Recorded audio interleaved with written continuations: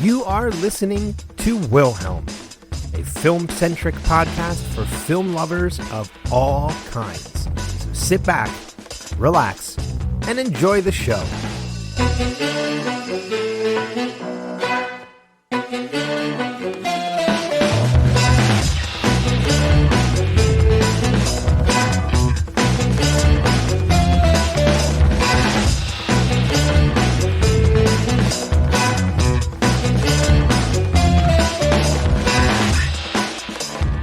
Welcome to Wilhelm. I am your host, Ben Beck, and on this episode, we are diving into our top 5 favorite movies from the film catalog of actor John Cusack.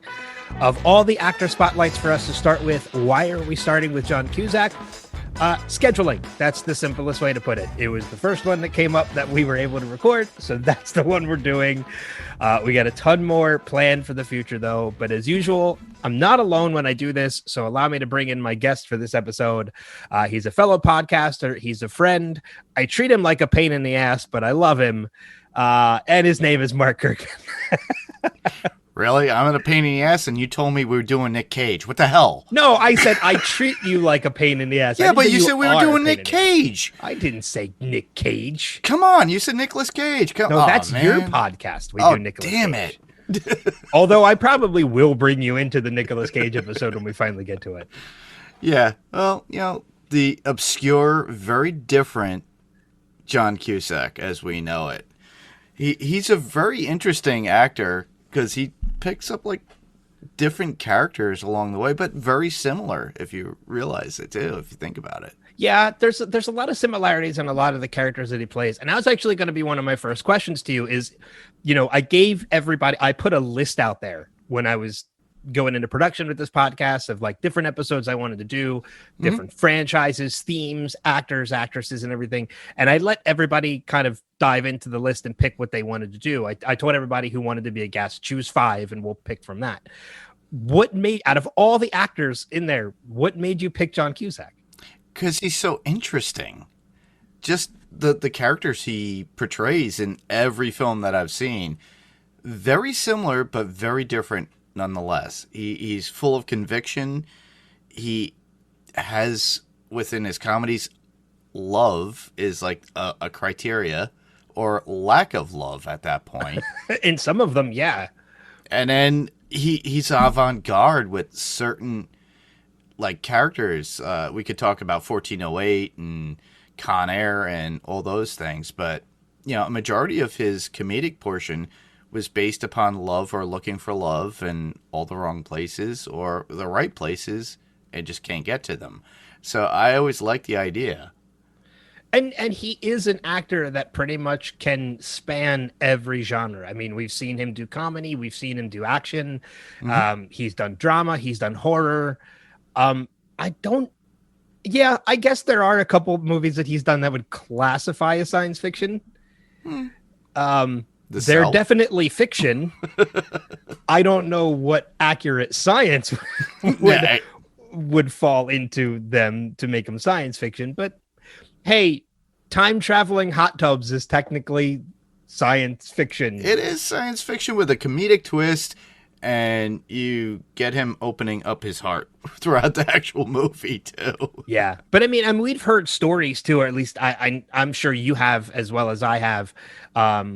You know, having the opportunity to speak to one or a couple of his co-stars in other movies, that he is rather intense behind the scenes as well. Yes. So, you know, it's an interesting approach when it comes to making movies that he takes that format. Oh yeah, especially if he wants to piss people off too. Like when he took up what was it? Being John Malkovich. He wanted the most obscure script and did that. Well, that's definitely an obscure script that fits. Yeah. So, let's get into it. Let's get into our top 5. But before we jump into our top five, I got to let you know that neither Mark or myself, we haven't revealed or discussed any of our top fives beforehand. As we do every episode, we don't reveal it because we don't want to influence each other's decisions. Yeah. So he doesn't know mine. I don't know his. Also, just a fair warning, if you haven't seen one or multiple of the films that we talk about, there's a possibility of spoilers because we probably will dive into them slightly. So just be prepared ahead of time. There may be spoilers ahead. That said, let's jump into it. Our top five favorite, doesn't necessarily mean best, but top five favorite of our own personal favorite. Yes. Top five favorite John Cusack movies. I'll send it over to you. What's your number 5 on the list? That would be Runaway Jury from 2003. That's a good one. Did not make my top 5, but that's a good choice. Yeah, him and Rachel Weisz. And I really enjoyed the actual story of the film and as well as portrayal, too, because he seemed kind of twisted. But within him, and just like I stated before, his convictions in every character he presents. Now, mind you, he sent her in to be a jury, but he's always behind the scenes. And you would think they have the relationship, but it's really because he was involved with Rachel Weisz's character's sister. And they were able to manipulate this kind of jury that she's on for the cause of what they needed, which I thought was really creative, very good. It's something I could actually watch over and over again because it's so intense. And you can see the passion in every, between John Cusack and Rachel Weisz. I mean, and there's also you look at Dustin Hoffman and Gene Hackman in that movie as well. It's got a fantastic cast. That's a movie I have not seen in a while. It's been probably, you figure the movie came out in 2003. It's been probably a good decade since I've seen that movie. Yeah. And is one that probably deserves a rewatch at this point. It's the only reason I really didn't put it in my list is because I remembered liking it, but I didn't remember enough to merit putting it in my top 5. Although that's kind of hypocritical because there is a movie in my top 5 that I have not seen in probably like 15 years. But I just remember loving it as much as I did that it made the top 5. Was Runaway Jury based on a book? Yes. Is it Crichton? I'm not sure. I forgot. Yeah, I'm not sure of that either. I'm actually looking at it now, and of course, I can't see it. So, it is a law book, so it fits into Clancy, or it fits into Crichton pretty well. Oh, very well. Yeah. Which is why I'm thinking it is a Clancy, but I don't. Oh, it's Grisham. John Grisham. Yeah, that makes more sense. Yeah, it does. Who did I say? Crichton is like science fiction Jurassic Park. Yeah. Grisham is the law one. Yeah, okay. But if you look at like Cusack's work, a lot of there's a bunch of it where he has done King, he has done Grisham, and who else has he done too? He's very interesting when he picks certain stories or movies that he does. I would love to talk to him to find out his process. Same here. As to how he picks his movies. But I don't think he does a lot of press. No, he doesn't. Because I don't remember... I can't remember the life of me any interviews he's done. Oh, he's done... what did he do? He did Hardwick. And Hardwick was very upset because he was told, don't ask anything about Better Off Dead because Cusack hates Better Off Dead. Oh, jeez. He's got a problem with that. Oh, all right. Fair enough. Good choice for number 5. Yeah. My number 5 is, I'm just going to get it out of the way now, Con Air. I had to choose it. It had to be in my top 5. You and I have talked about this movie before on your podcast. We did a deeper dive into Con Air. 1997, Nicolas Cage, Danny Trejo, John Malkovich. Amazing cast, amazing action movie. And, when I mentioned having spoken to a cast member who has worked with John in the past, it is a cast member from Con Air who said that out of everybody there, Cusack was the scariest one on set. He was very into his role. Yeah. Cage he said Cage was great. Malkovich was awkward but amazing. And Cusack was the one that was the scariest to be around. So I don't know the reason why he was that way, but he was. I mean, and this is Con Air is basically just one of those fun action movies that it's a popcorn movie. Oh yeah. And he's done a couple of those. Oh, definitely. But Con Air is definitely my favorite of the popcorn action films that he's done. Oh, same here. I think it's just the whole cast that grasps me, and we talked about that on my podcast. Yeah. I just enjoyed everybody that was involved in that movie.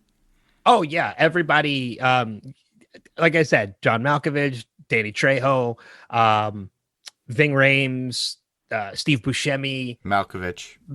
I said Malkovich. All right. Yeah. MC Gainey. MC Gainey, who is the person that I was trying purposely not to name drop, but you did it for me, so thank you. There you go.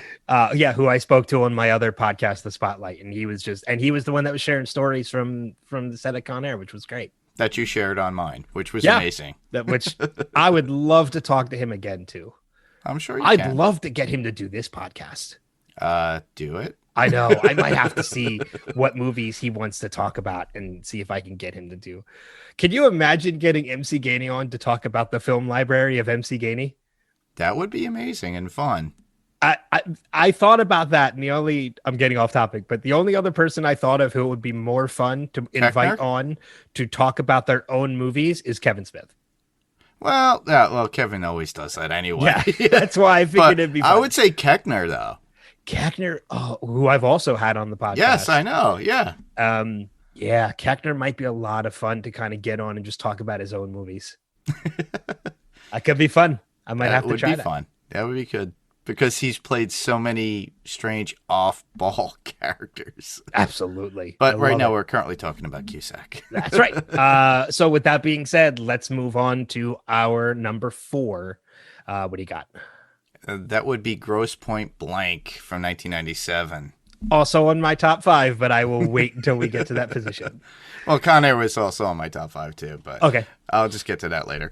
Yeah. But yeah, this movie I really enjoyed it. Not only do we get his sister in the movie as well, and they work well together. I believe she plays his secretary. I think so. Yeah. Yeah, and on top of that, you get Dan Aykroyd. Oh yeah, Dan Aykroyd, Minnie Driver, Alan Arkin. Yeah. Another fantastic case. Jeremy Piven also in. Oh, that's right. Grosse Point Blank. Yep. Yeah, because he goes to the high school reunion. Yep. Which he gets suckered into, and he doesn't really want to go, but he does because he wants to see Minnie Driver's character and kind of rekindle that high school romance, if you think about it. Yeah. He's kind of conflicted, but he still does, and then they start up from where they left off, and the consistent joke throughout the whole movie is, I'm a professional assassin. Yeah. It's funny, out of all the lines that you could quote from that movie, the one line I quote the most is Piven, and it's when he's in the car with him and he's like, 10 years, man, 10. Like, so anytime I have the opportunity to quote that, I quote that. And they all joke about the fact that, yeah, you're an assassin. And when they do see it, they're like, what the hell? Yeah. and the camaraderie between Aykroyd and Cusack on film too. I just love the fact that they're always opposing each other. They're trying to get each other. Aykroyd's trying to kill him because he's got a hit out for him, and then he's got to protect himself. It's such a fun movie. It's a fun movie to watch. I just enjoy it so much. Yeah. I have a couple other notes, but like I said, we'll wait. It's also in my top 5, so we'll wait till we get to that point. Yeah. For mine. My number 4, going back to the 80s, 1986. I know some people would think Better Off Dead is the better movie. I'm a bigger fan of One Crazy Summer. Really? Oh, yeah, man. I think I saw One Crazy Summer before I saw Better Off Dead. Well, it had Demi Moore in it, so you had to watch it because but she wasn't that big at that time. No, she wasn't. she was still an up and comer at that And then time. you got Bobcat Goldthwait, and I just love the whole Godzilla routine in the middle. Yes. With a Yes. real Godzilla suit too, by the Yep. way, from Toho. Yeah, the Godzilla suit, and we also had the rabid dolphin. That was The Foam. Foam was the name of the movie Yep. for that. And it was, I mean, it was one of those things that, like, I think one of the reasons why I was such a fan of that movie, because I did see it at a younger age. I was probably, I mean, it was 86 when it came out, so I was 7 years old. I had to have seen it maybe around that time. Maybe 8 or 9 years old. So I was under 10 when I saw it. I think, when you compare the two movies between One Crazy Summer and Better Off Dead has some cool skiing aspects. Yes. But One Crazy Summer had a boat race with a Ferrari engine. Oh, yeah. Like, yeah, as a Booger kid, in it too. Curtis Armstrong. Yeah. Yeah. As a kid, I'm sorry, a boat with a Ferrari engine is going to win over skiing. So I The think animation was actually good too in the movie. I really enjoyed that. well, Hoops was an animator. Like, that's what exactly. what he wanted to do. And Also Nicole another Jeremy Piven movie. Yes, that is. Jeremy Piven is also in One Crazy Played Summer. a jock, those typical jocks that he always did. Yep, because I remember distinctly a scene where they challenge Hoops to the basketball shoot-off, and Jeremy Piven reaches up and grabs a light bulb, and it suddenly becomes a basketball. Yep. Like, how ridiculous is that? So, but between Better Off Dead and One Crazy Summer, it's tough because they're both great movies. Mm-hmm. My heart goes more to One Crazy Summer. Gotcha. So that brings us to our number 3. All right. Well, my number 3, that would be High Fidelity from 2000. Also in my top 5. His portrayal of a man who's heartbroken and can't go on because of his ex-girlfriend, but always keeps reminders, has all his music library. Everything is associated with music. And you know me because, I from 16 on, I've been playing music. I went into audio engineering school and I worked in studios, did live sound. And plus, I got to work with people, and I enjoy that. But you also see the turmoil, and I just understand that, oh, this song reminds me of this instance of our relationship of that time. And each album he had something that reminded her of him, of her. Mm-hmm. And he had to go through that. And the fact that the library of, like, the vinyl that he had was amazing in his own personal collection. I'm incredibly jealous of his collection. Oh, yeah. And then on top of that, he owned a record store, who Jack Black was. So at that time, Jack Black wasn't the huge superstar as we know now, but played that character that we all enjoyed. Yeah.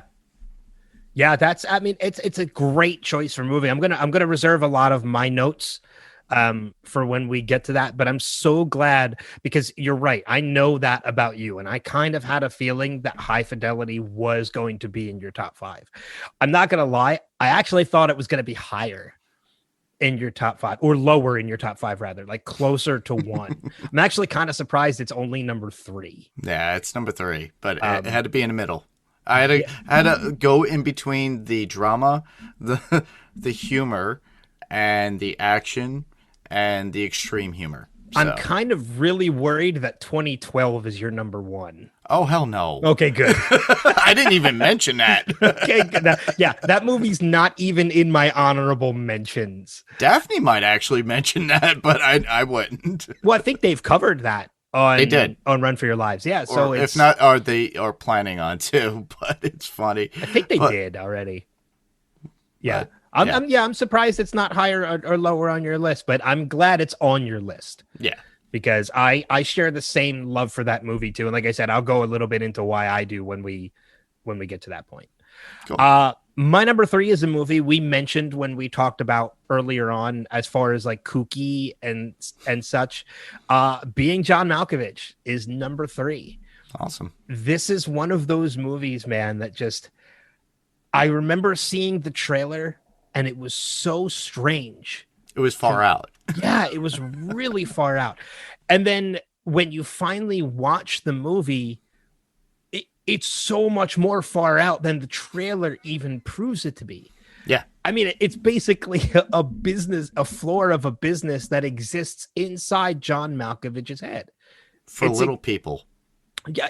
Well, no, I don't even think they're little people. I think it's what it is. It's like, I think they go to like it's like an in-between floor. Yeah. It's they go into a only normal little people building. could fit in there. They go into a normal building and it goes to a half floor, like a floor in between two others, where they have to crawl out of the elevator, and it puts them into John Malkovich's head. It's so weird. It's in the back corner of the office because he was there to do supplies. He was very good with his fingers in filing, and then he found behind the filing cabinet the hole where you could go into John Malkovich's head. Okay, all right. Yeah, it's been a while since I've seen. This is that movie that I mentioned that I haven't seen in probably like 15 years, but I remember. And it dropped you off on the turnpike at Jersey. That's right. Yeah. Like I said, it's been about 15 years since I've seen it, and it definitely merits a rewatch. But I just remember the first time I saw this movie, I was just out of high school, and I remember absolutely this movie being so far out that I absolutely loved it. Yeah, I had to get it on DVD. I actually mentioned it to my aunt, and she just loved the idea because she loved John Malkovich, but she goes, that story was wacky and freaky. All those people in one head at the very end. Yeah, I mean, Oilers. You had John Cusack, you had Cameron Diaz, Catherine Keener, and Malkovich himself was in the movie, which made the movie so much greater. You know, the fact that and I think there were quite a few people in that movie that played themselves, because they were people that Malkovich was interacting with. Correct. Yeah. I'm trying to look and see. I know there's a couple. Let me see. Oh, Charlie Sheen. That's right. Charlie Sheen played himself. Let me see if there were Taylor Hansen, Zach Hansen, and Isaac Hansen. So the Hansen brothers. Winona Ryder played herself. Gary Sinise is in the movie. Brad Pitt played himself. Sean Penn played himself. Yeah, there was David Fincher, Andy Dick, Dustin Hoffman, Spike Jonze. There's so many people in this movie I don't remember being in this movie. I think it was during like a party that he shows up at, and he encounters them while he's in Malkovich's head, and then they play a little bit of an extreme version of themselves and how they interact with Malkovich, with Cusack's character in it. Yeah, this is a movie that is definitely needs a rewatch. Very, very soon, this movie needs a rewatch. Written by Charlie Kaufman. Wow. Yeah. Well, that makes a lot of sense. Yeah, very out there. Same guy that brought you, Eternal Sunshine of the Spotless Mind. He was correct. So cool. Yeah, and on top of that, like I stated before, it's he went to his agent and said, "Give me the most obscure screenplay you could find, something strange that I could dive into." Winner. And he did. Yep. And it worked out, and he thought it was going to be a bomb because he was handed all the same thing, the cliched scripts that he didn't want. He goes, all right, fine, I'll show everybody, and I'll take a script and take that role that nobody would ever think I would take. And he did it perfectly. Yeah. And not only did he take it, but he elevated it. Yeah. With the puppets and everything. Yeah. It was just... It's one of those movies that I think out of every movie on my list, I would probably recommend the most because it's so out there. Yeah, same here. So, all right, we're heading to the top 2 territory. What is your number 2? Well, you already mentioned it, Con Air. Con Air, of course. Just because of the gumption, the attitude within it, and his conviction in that role, I just loved the way he portrayed Vince Larkin in that movie. Yeah. The way he was able to, he just like take it on a whim. Oh, I'll just take the Porsche. Was it a Porsche? Oh no, I forget what kind of car it is. Or was it a Bentley? No, it wasn't a Bentley. Oh God, see, now this is gonna bug me. But yeah, I just remembered how I just love the character and how he created that role, and down to like the wicker style shoes that he had worn. And he went that further because they make a comment within the actual movie from one of the other agents saying he's wearing wicker on his feet. Malloy's car was a Corvette Stingray. Ah, okay. Yeah. Yeah, but the fact that he just is propelled and how he believed in Nick Cage's character, which was so amazing. There are only two men I trust. Yeah. One of them's me. The other one ain't you. Exactly. God, I love that movie. It's so much fun. I mean, and anybody else who loves that movie, you'll plug it towards the end of the podcast, towards the end of the episode. But go back and check out the episode of Adrenaline Cinema that you and I did about Con Air, because it was so much fun to talk about that movie. Yeah. I knew that was going to be in your top 5. There was no doubt in my mind that was going to be in your top 5. It had to be. Yeah, absolutely. Just like yours. So moving on to my number 2, my number 1 and my number 2 are two movies that you already mentioned on your list. Now it's a matter of which one falls into 2 and which one falls into 1. Okay. And it was a tough choice. It really was, because I love both of these movies. Number 2 is Grosse Pointe Blank. You touched on most of it already. The amazing cast with Dan Aykroyd, Minnie Driver, his sister Joan Cusack, which I think is one of a couple times him and Joan have worked together. Yes, I believe it was the first time that they actually worked together. I think it was the first time. Oh, no. 16 Candles. She was in 16 Candles. I forgot, but I had a brain fart and I just realized that, yep, they were both in 16 Candles. I don't know if they were in the same scene, but they were in the same movie. I will freely admit, I have only seen 16 Candles maybe twice. Is she? I don't see her listed in. She is in there. Oh, yes, she is. Yep. Yes, she is. Yep. Yeah, I've only seen 16 Candles maybe twice. It came out in 1984. I don't think I've seen it since maybe 1995. So okay. It's been a while. It's been like 25 years since I've seen 16 Candles, which is a shame because I love those Brat Pack movies.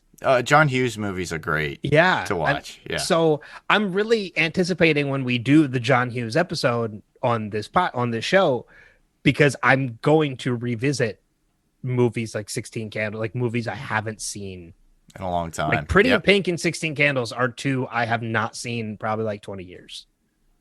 So, although I don't think Pretty in Pink was Hughes. I could be wrong, but we're getting off topic. Yeah, exactly.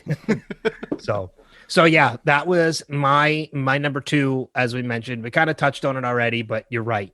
The interactions and the chemistry between John Cusack and Aykroyd are fantastic.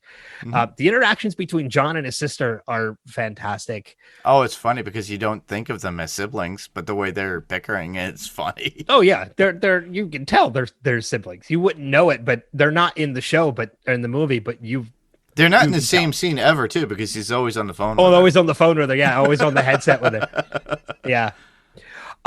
Cool. So that brings us into our number 1s of top favorite John Cusack movies. What have you got for number 1? And this is kind of cliched because it came out in 85, but it's Better Off Dead. Because I had a feeling when you said 85, that's what it was. My introduction to John Cusack. And I just love the whole comedy in it. He might hate it. He might have hated the director and the focus in what he did. But I enjoyed what he presented. And this is kid on a suicidal mission because of his ex-girlfriend that just breaks up with him with the guy that's going to ski the biggest mountain in their area. Yeah. And he's got to prove to him that he's wrong. And then he meets the one girl that you'd think he would never fall for, which is somebody supposedly doesn't speak English and is French, a French exchange student. Which I don't think we've seen her in anything else since then, have we? A few movies and a few shows here and there. That's about it. I have seen her at conventions, and she's been presenting other things other than Better Off Dead. Oh, I am so very wrong. I'm looking at her IMDb now, and she has been in a lot of stuff Yeah, since then. It's mostly, oh, that's right. She was Princess Joanna in Bill and Ted's Excellent Adventure. the first one. Yeah, Yeah. It looks like it's a lot of like one-off television appearances. correct. Yeah. Since then, but yeah, she's got some stuff still coming too. So she's still out there. Nice. That's good. I like that when that happens and people haven't just completely disappeared off the earth, off like the face of the earth. So, yeah, I'm with you though. I mean, like I said, I kind of lean more towards One Crazy Summer than Better Off Dead, but Better Off Dead's a great movie. I mean, where else are you going to get a stalkerish paperboy after just $2? $2. You know, who will go to pretty much any lengths just to collect the fees for a newspaper. Honestly, my list would have been different if it was a top 10. Trust me, because there's so many of his movies that I do really love. Well, that's what honorable mentions are for. And that's what I'm going to be doing later too. So yeah.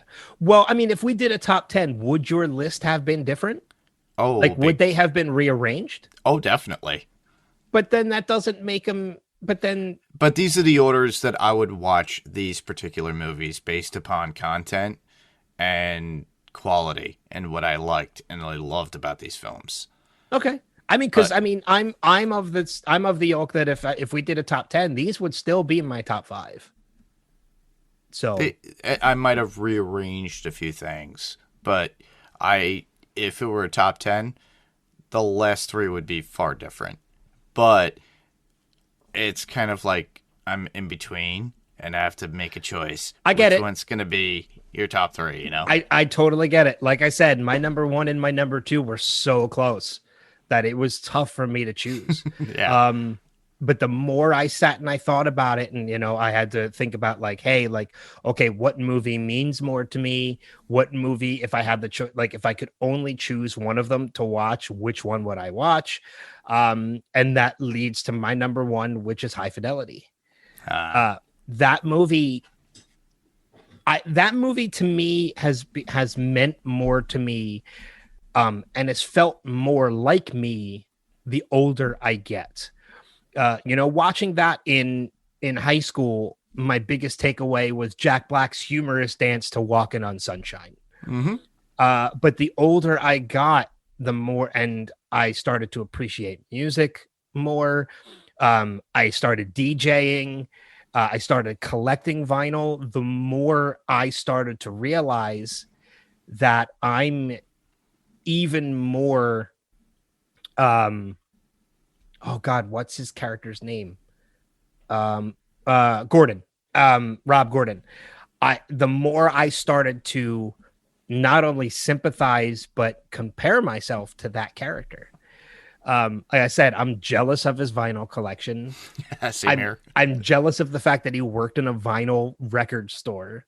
I'm sure it doesn't pay well unless you owned the store, which I think he did. Yeah, he did.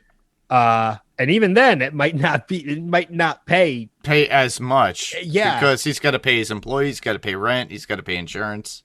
Exactly, but I mean, get the equipment. Yeah, you know, that's why he DJ'd on the side, because he still needed more money. But you know, the whole making the tape for the girl that you have the crush on, you know, being jealous when that girl moves on, like these are all things that we've been through in our lives.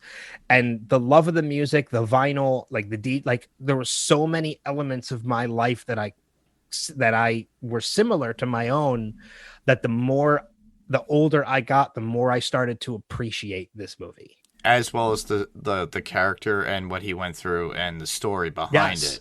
And exactly. It's very much how I feel, because my toss-up for my number 1 would have been, of all things, Serendipity. Another great movie. Another great movie. Yeah. And it falls similar to High Fidelity, but that's why I had to put High Fidelity in there. because it really feels with the music and emotions. Yeah, and that's one of the reasons why, like I said, when I was putting my top 5 together, I was like, High Fidelity's got to be number 1. It has to be. And it's one of those movies I learned to appreciate more every time I watch it. Yeah, as you get older, you start to see a little bit more into the actual character, the story, and the feeling behind the music. Yeah. I get it completely. I mean, and you look at some of the characters that are in it too. I mean, we mentioned Jack Black already, who was still very early in his career. I think like Ocean County was one of the other movies that he had done around this time. Yeah. He had formed Tenacious D already, but he was more known for rock music than he was for acting. And High Fidelity kind of put him on the map at this point.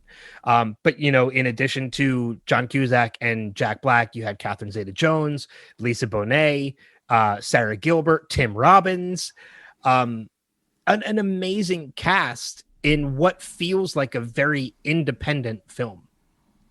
Yeah. And I love that independent film with like the high profile actors. Like I love that. And the same thing with Lily Taylor, who is always that conscience friend that's always there too. That's right. I forgot Lily Taylor was. She's an amazing actress. She's very underrated, but she's amazing with whatever character she pulls and creates. Yeah. High Fidelity. I'm not going to lie. Just talking about it, I may end up watching it when we're done recording. Of course. I may end up watching that when we're done recording. Mind you, everybody, he said that a lot when we were doing Adrenaline Cinema too. So he's like, I gotta go back and watch. It happens every time I record one of these episodes of Wilhelm. Like there's it makes you want to go back and reflect. Yeah. And that's one of the reasons why I'm really I wanted to do this show, this podcast, was because I wanted to be reminded of movies that I love, and I want to learn about movies I've never seen before. That's a good one too. You know, to make me go and watch these movies. I want to be introduced to movies I've never seen. Well, that's what I do with mine when I do Adrenaline, because like you already brought up like a movie that I never knew when it came to your, you know, one of those movies that are guilty pleasures. So Black Dog. That's right. Yeah, Black Dog. And I watched it. I thought it was funny as hell. It's so ridiculous, but I love that movie. But there are certain movies that I have not seen, but everybody will mention and be like, oh, I got to watch that. And I'll put it on a list. Yeah, exactly. Yeah. There are a ton of other John Cusack movies out there that I know we love. So we don't have to dive as deep into these, but what's an honorable mention on your list for a John Cusack movie that you love? Well, The Sure Thing from 1985. See, talk about movies I've never seen before. Daphne Zuniga. I've never seen. He's in college. He's got to get home. Doesn't have a ride home. Figures out, and he's the avant-garde, like anarchist that's out there doing their own thing. Gets like just passing grades. Doesn't care. Is drinking, whatnot. Now, mind you, Daphne Zuniga is the typical, I have to get straight A's, I have to have that 4.0 average, and he gets stuck in a car with her, and they detest each other. By the end of the movie, because the movie is premised on the fact that he has a sure thing, a girl that will sleep with him and be with him at the very end of his journey to get back home. And that's his whole point, and they go through all these tribes and tribulations throughout the road. They get kicked off from their ride, and they have to find another way to get home to get to this, and that's his biggest commitment, is to get to that girl. And then along the way he kind of falls in love with, of course he does, because that's the formula for a movie like that. Yeah. I mean, that was the typical 80s movie formula. He went through the same thing in Better Off Dead. He was chasing one girl but realizes there's somebody else right there that, you know, that is even better. I'm looking at the cast. I mean, you're talking about Anthony Edwards as well. Another movie with Tim Robbins. He tends to share the screen with a lot of the same people over and over again. That he does. He likes working with the same people. And Nicolette Sheridan, who was the sure thing in the movie. Yep. So interesting. Yeah, that's one I'm going to have to go and check out, because that's one I've never seen. One of my honorable mentions, we mentioned Better Off Dead already, which was one of my honorable mentions. But another movie that I really enjoyed was Pushing Tin. Oh, that was a good movie. Yeah, him, Billy Bob Thornton, and Angelina Jolie. Yep. where he plays a air traffic controller. air traffic controller. Yep. And he's competing with Billy Bob Thornton. Yep. And obviously Angelina Jolie's in between them. Yeah, it's not an amazing movie, but it's fun. It's a lot of fun. And it's one that I remember really enjoying when I watched it. Yeah. So another movie that came out right around the same time as Being John Malkovich. I think it was the same year, actually. I think they were within a couple months of each other. Yeah, I think that was during his like creative phase. He just really wanted to be creative in whatever characters he had. Yeah. At that point, he didn't want to do the typical I want to be pigeonholed in this particular character format. But oddly enough, a lot of his characters seem very similar on their journey, if you think about it. Well, you stick with what you know. Yeah. Stick with what you're good at, stick with what you know. Exactly. But yeah, Being John Malkovich was 99, Pushington was 99, and High Fidelity was 2000. So they were right in that time frame, like you said, of the creative surge of John Malkovich. No, of John Cusack. John Cusack. What's another one of your honorable mentions? That would be Identity from 2003. See, I wasn't too crazy with Identity. It's an interesting concept. The story, the concept, the fact of how he had to play a part of this person's mind, but a different version. Like everybody else had their key role in it, and it was an ensemble cast, yes. But I thought he was very key to it because he brought everybody together. Yeah, I mean, it does have a great cast. I know Ray Liotta was one of the other leads. Amanda Peet was one of the leads. And Alfred Molina, I remember being in that movie too. Yes. But it's one of those movies that I don't like. It didn't strike me so much that I even really remember the plot. If I remember correctly, and this is going into spoiler territory, it was a guy with multiple personalities. Yes, he was on death row. He's gonna be executed. And they were all like in a hotel, but they were all they were in this guy's mind, personalities within his mind. Yes. And it was a way for the therapist to get through to him to find some sort of humanity before they pulled a switch to kind of turn the idea of executing him, which was a kind of a battle with all the personalities and who would be the domineering one that would be remained at the end. And which one actually killed those people. Maybe, I mean, I remember because that movie came out in the early 2000s and I haven't seen it since then because like I said, I don't remember it being anything that really struck me too well or too hard. Maybe that's one I need to go back and revisit just to see if I change my opinion on it. Honestly, to me, it captivated me because of the thrilling aspect of it, kind of like a Norman Bates kind of thing. And that's the reason why it really attracted to me, as well as John's portrayal of the character, because he was kind of like one of the dominant personalities within the actual film. Okay. Yeah, I'm definitely going to have to go back and check it out then. And see. One of my honorable mentions, it's goofy, it's ridiculous, and we kind of mentioned already, but it's a guilty pleasure, is Hot Tub Time Machine. Same here. You look at the cast, of John, you have John Cusack, Rob Corddry, Chevy Chase, Crispin Glover, Craig Robinson, Clark Duke, Sebastian Stan. That's right. Sebastian Stan was in it. Lizzie Kaplan.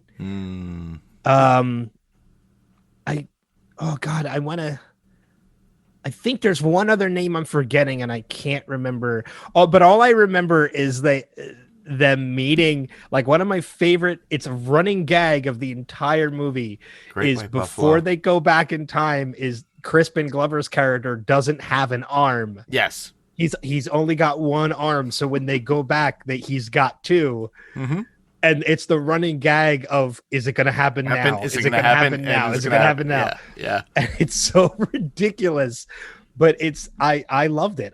It's so goofy. And it's one of those movies that you have to watch just because you want to laugh and have a good time with it. And, the one thing I always get, and I always usually recite it to people, Great White Buffalo. The Great Yes. White Buffalo. Yes. I mean, and Chevy's also, I mean, and I'm sure we're going to do an episode of Chevy, you know, with Wilhelm. He's notoriously hard to work with. Oh, yes. But I mean, he's one of those guys that like, he may be hard to work with and he may not always like the material he's doing, but you got to give it to him. He commits. He may not like the material, but he'll commit to do everything that he's supposed to do. Yeah. And he's going to be an old curmudgeon about it, but he's going to do it. Yeah, definitely. And the funny thing about Chevy Chase, not to digress too far, if you think about and how he works with people, who was it in Community? One of the big stars. I forget his name. Joel McHale? McHale, yeah. McHale portrays Chevy Chase. Yes, he does. In a movie about National Lampoon. It's a futile, stupid gesture. Yeah. Yep, that's about National Lampoon. It's about the beginning and the creation. And it's amazing to watch that show about that, and then you see the real Chevy at that point a lot of times. Yeah. But you saw all the wacky things he did behind the scenes. Well, I mean, even you know, even I watched, again, not to stay on this tangent, but I recently watched a documentary on the life of John Belushi, and they kind of dive into Chevy there too. Because Belushi thought he was going to be the star of SNL and Chevy was the one that took the lead. Yeah. And it wasn't until Chevy left that John's stardom really began to rise. Yeah. He took over at that point because everybody wanted the wacky person. Yeah. Yep. Even though most of what he did was just fall down, you know, on stage. Yeah. But yeah, Hot Tub Time Machine is just, it's one of those, it's so goofy and it's dumb. But if I have an opportunity to watch it, I'm probably going to sit and watch it. Same here. Very much like the second episode of that, or the second sequel, where you see him show up at the very end. He does. Only in the unrated version, though. Yes. If you look at the theatrical, they cut that scene out, but he does show up at the end of the unrated version. Which is pretty cool. And sets up a third one that they will probably never do. Yeah, exactly. So and you know what? That was one of those things too. I was very late to the game when it came to Hot Tub Time Machine 2. Like I watched the first one when it came out. And I've watched it a couple times since, but I didn't watch Hot Tub Time Machine 2, I think, until maybe a year or two ago. Oh, really? I watched it the year it came out. I mean, it came out in 2015. Yeah. But I think it was like either late 2019 or early last year, 2020, that I finally sat and watched it. And I think one of the things that turned me off of it was that I knew he wasn't in it. Like I knew he didn't return to reprise the role. And then I remember watching it and I'm like, it's still funny, but still holds up. I miss his character. Then he shows up at the end and I'm like, okay, just made it worth it. Exactly. That's what I watched it earlier. So, what's another honorable mention on your list? I already mentioned Serendipity because it was in tie to my number one. Mm-hmm. But the next one up would be Stand By Me. Yes, and also on my list. Danny LaChance, the brother that died, and such a heartfelt, even though it was a cameo. It's a very minor role. Yeah. It's very minor, very small, but it made sense and it worked out. And it showed a lot of heart and it showed his drama skills. And I really enjoyed it. I mean, it's a minor role and it's a cameo role, but it's very important to that story. Yes. Which is another reason why, I have it on my list of honorable mentions as well, because Stand By Me is just an amazing movie. Mm-hmm. But he's not in it enough. No. To jump it into a top 5 spot. No, not really. But it absolutely deserves an honorable mention because of his appearance in it. Yep. So, I have to say, I really only have one other one on my list. And that's Say Anything. It's I don't know how you can talk about John Cusack without bringing up that movie. Or how many of us had a radio playing Peter Gabriel for a girl. Are you kidding me? I will still hold a cell phone up playing that song. Actually, I knew somebody that did that. Because it's such an, like, it is one of those. I mean, you look at every 80s movie, where the guy gets the girl, we mentioned Better Off Dead, One Crazy Summer. You look at 16 Candles, Pretty in Pink, The Breakfast Club, Ferris Bueller. You look at all these classic 80s movies where there's a guy and girl romantic angle. And I'm sorry, but Lloyd Dobler standing outside with that boombox playing In Your Eyes by Peter Gabriel is still hands down the most romantic gesture of any 80s movie. It's the most iconic, along with the Breakfast Club with Judd Nelson. I don't remember Judd Hirsch being in imagine that movie. Judd Hirsch in the Breakfast Club. No, Judd Nelson with the fist going up and everything else. It's one of those iconic symbols or visuals that we see. Yeah, I mean, you mentioned like Judd Hirsch. I mean, Judd Nelson. Judd Nelson putting the arm up at the end of The Breakfast Club. That is like the iconic 80s rebellion stance. And Lloyd Dobler holding up that boombox is the iconic 80s romantic stance. Yes. Romantic gesture. I mean, you look at, like a television show like The Goldbergs, which is all about Adam Goldberg's life in the 80s. That show has been on for 6 or 7 seasons at this point, if not more. And they've done that Lloyd Dobler moment 3 times already. I know. With different characters, because it can't get old. Iconic. No, and it doesn't get old at all. And even now, that song, I mean, when I hear that song, I think of that movie. Same here. But that song is still so iconic and so romantic and means so much that when I did DJ, I don't think I DJ'd a wedding where In Your Eyes was not played. As like a dance song or a background song, or I know people who have used that for their processional to the aisle. Wow. Because of how iconic that song is. So I would not be doing this episode any justice if at any point I did not mention Say Anything. Exactly. It's needed. Yeah. That's the end of my honorable mentions. I don't know how many more you have. I just have one more. Okay, go for it. That would be 1408 from 2007. Him and Sam Jackson. Yep. An adaptation of a Stephen King. Was it a novel or a short story? I think it's a short story. Same here. Yeah. But it was so very well done and so interesting to see, because the focal point was literally just him throughout the whole movie. Yeah. And he's a paranormal investigator. Correct. Yeah. And it's so interesting to see that, and because of his loss of a child, it ruining his marriage, him going on these things, and he doesn't even believe in the supernatural after all this, but this creates him to believe in all this in the end, and kind of brings him and his wife back together again to some degree at the very end of the particular movie. Yeah. But I have to say as well, that movie holds a special note to me because I have a friend who was in that movie. Oh, cool. My recent an actor I've become friends with over the past couple years is actor Drew Powell. Oh, cool. And Drew Powell plays the assistant hotel manager in that movie.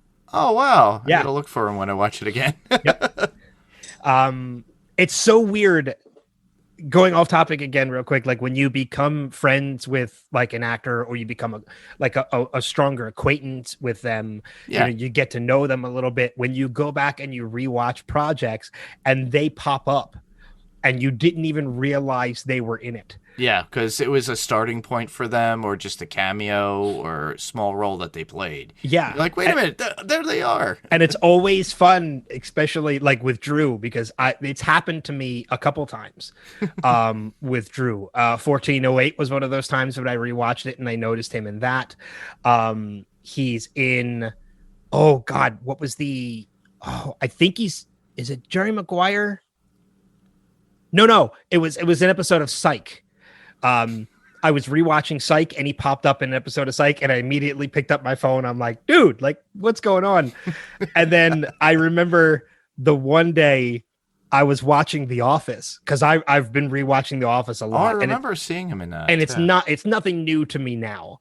But I remember the first time it happened when I started watching The Office. He plays a bartender at Poor Richard's in Scranton, and he hits on Jenna Fisher's character in front of John Krasinski. And he's like, and he asks her, like, "You ever been on a motorcycle?" Like, that's his pickup line. And I just remember texting him, "Drew, hey Drew, you ever been on a motorcycle?" And his reaction was like, "Oh, you got to that episode, did you?" But he loves it. So yeah, 1408 is a little. It's not special, but it's a fun one to be on that list because I know somebody who's in it. Yeah. Yeah, So. I just enjoyed the overall story, the way he presented it, the focal point being him. You know, I'm not going to talk about his lower movies like Cell that he did. Another one with Sam Jackson, I think, too, wasn't it? Yeah, I mean, there are definitely a couple movies of his that I don't think belong on any list. 2012 is one. See, I like Lee Daniels, the butler, but only because Robin Williams was in it. That's the only reason I even watched that movie, was because he's in it. Thin Red Line was okay. Yeah. America's Sweethearts was all right. The Grifters was pretty good, though. The Grifters was good, and Must Love Dogs was good. I mean, so there are definitely a lot of movies that he's done that are worth a watch. But there's only a select few that make the top 5. Exactly. As well as those honorable mentions. So this was a good conversation. I've liked this one. This was we definitely dove deep into some of these movies. Exactly. But I mean, you know, as I mentioned at the top, you yourself are a fellow podcaster. We've brought up your shows a couple of times. This is your time to shine. Tell us what you got, where people can find you, where people can find what you got. Just let it all fly. Well, obviously, I could be found on the Next Level Network. What is it? The Next Level Online Network. No, Next Level Network. You had it right. All right, I had it right the first time. You had it right the first time. So Next Level Network, and you can find me on Panels to Pixels podcast, and we cover, you know, comics that are adapted to movies, TV, anime, things of that nature. We're taking a little bit of a hiatus at this moment. So basically, when we come back, we're going to do Loki. We might actually pepper in MODOK, which is coming out on Hulu. And then I also do another podcast on the Corp Entertainment Network, and that's called Adrenaline Cinema Podcast. And Ben has been on for 3 Nick Cage films. 3 Nick Cage movies. and a Die Bruce Hard. Willis movie. Yeah, and a Bruce Willis movie. So he's been on 4 times. So check that out if you can, and you can find that on Corp Entertainment Network.com, or you could go to our Adrenaline Cinema Podcast and just search that in any player of choice that you have, and you could hear all those. We just cover action movies, suspense movies, fantasy, adventure films, thriller films, and all that good stuff that gets your adrenaline going. Yeah, appropriately named. So basically, we just did Nobody with Bob Odenkirk. We covered that, Rima and I. Look for Goonies to come out, our coverage of Goonies with Jamie Dimmick. And then after that will be John Wick. So, nice. Yeah. Are you covering the original John Wick? No, we're covering the franchise. We're covering the franchise. We're on to John Wick 2. So Catcraft and I already covered John Wick 1. We're moving on to John Wick 2. But you could go into your player of choice and just look at all the episodes and pick the ones that you like and just listen to those. Cool. Yeah, I know. I'm sure I'm going to be on Adrenaline Cinema again at some point. There's plenty of other action Nicolas Cage movies out there for us to talk about. And I know Unstoppable with Chris Pine and Denzel Washington is one you and I are going to be covering relative at some point in the future. Yes. I don't know if there might be another one on the list. I don't remember. Oh, there is a few others that I figured as much. Yeah, I figured as much. Anytime I thought of an action movie I wanted to talk about, I'm like, Mark, I call this one. And he did, and they're on the list. And they're on the list. It's just a matter of finding everybody to be peppered in perfectly. And you come in every so often, so it's just cool. But you're kind of busy with this, so I understand. And you're going to have more than enough on your plate to do with this particular podcast. But I'm excited. I'm thankful that you came on to do this one. I know we've got quite a few other episodes on the docket for you to come back for in the future. And just like you with Adrenaline Cinema, I like to spread it out a little bit so that it's not like Mark this week, then this week. So kind of spreading out your episodes, which is good. But yeah, and I think it's good to mention too. Corp Entertainment is your network that you created. Yeah, it's just for fun for any content creators that are out there. It doesn't necessarily have to be podcasts. Yeah, it could be YouTubers, Instagrams, Twitters, anybody. Cool. Yeah. If you like what you hear on this program, be sure to leave a review of the show on whatever podcasting platform you listen on. The more reviews I get, the more the audience builds. So please leave those reviews. Also, be sure to follow Wilhelm on social media, facebook.com/The Wilhelm Podcast, and at The Wilhelm Pod on both Instagram and Twitter. Finally, if you want to be a guest on this podcast, I'm more than open to the idea. Or if you have an idea for a topic or theme you want to hear us cover, a film franchise, a film you want us to take a deep dive into, you want to hear us debate something that's out there, you can let me know by messaging me at any of the places I mentioned, or you can email me directly at thewilhelmpodcast@gmail.com. So plenty of ways to get a hold of me, but those reviews are the most important part. So if you like what you hear, leave me a review, leave the show a review online. But that said, that's going to wrap up this episode. Mark, thanks again for coming on. Thank you for having me on. It was fun. Yeah, I love doing these deep dives into movies. I already have a list of 3 movies I need to go back and rewatch, and 1 or 2 I need to check out the first time. And what's troubling is that the fact that I've already recorded a number of these episodes already, and my list is like 10 movies long. Oh, when you're bored one day and you just need something to watch, you got a bored. ton. What is that?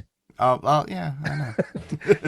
What is boredom? I'm not aware of this thing. I don't have time to be bored. So, but thank you so much again for coming on and doing this episode. This was a fun deep dive. Thank you everybody for listening.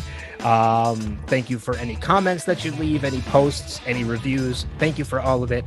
But until next time, we'll see you on the next episode of, I almost said Adrenaline Cinema because you got it in my head. Oh, man. Let me correct that. We'll see you next time on the next episode of Wilhelm. Take care. Bye-bye, everybody.